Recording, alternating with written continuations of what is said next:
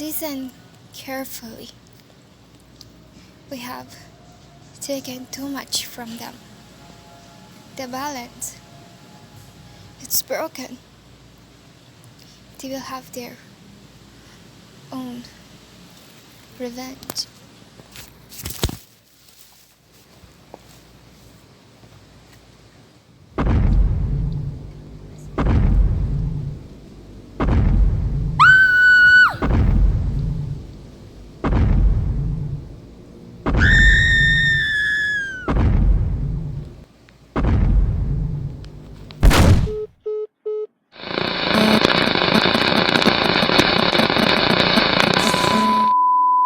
Good evening.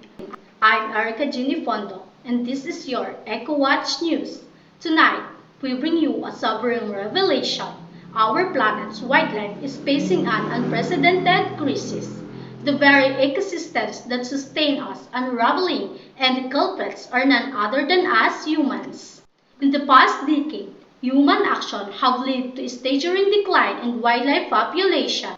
Deforestation, pollution, and habitat destruction threaten countless species. But now, a mysterious force is fighting back. Animals are taking matters into their own paws, claws, and wings. According to the World Wildlife Fund's Living Planet Report 2022, monitored populations of vertebrates, that mammals, birds, amphibians, reptiles, and fish have plummeted by staggering 69% on average since 1970. Let that sink in.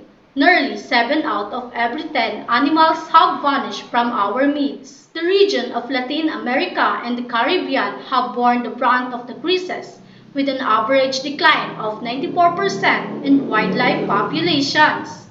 The lush rainforests and vibrant coral reefs are now silent witnesses to this ecological tragedy. Our rivers and lakes are bleeding life. Global freshwater species have suffered an alarming 83% decline on average.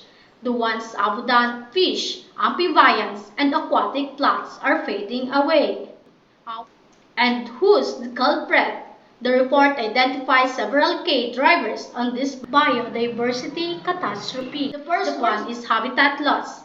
Our insatiable appetite for land conservation, be it for agriculture, urban sprawl, or infrastructure, has bulldozed natural habitat. Second, species overexploitation. We hunt, fish, and exploit wildlife beyond their capacity to recover. The decayed balance is disrupted. Third, invasive species. Alien invaders disrupt ecosystems, pushing native species to the brink. Fourth one is pollution. Our waste chokes rivers, ocean, and the skies. Plastic chemicals and toxins suffocate life. Next, climate change. Rising temperatures and erratic weather patterns destabilize ecosystems. The last one is diseases. Wildlife faces novel diseases, often transmitted by human activities. As global citizens, we must recognize that these plunges in wildlife population have direct consequences for our health and economies. When species vanish, ecosystems falter, affecting the air we breathe, the water we drink, and the food we eat. Our survival is intertwined with theirs. Remember, we're not just saving wildlife, we're safeguarding our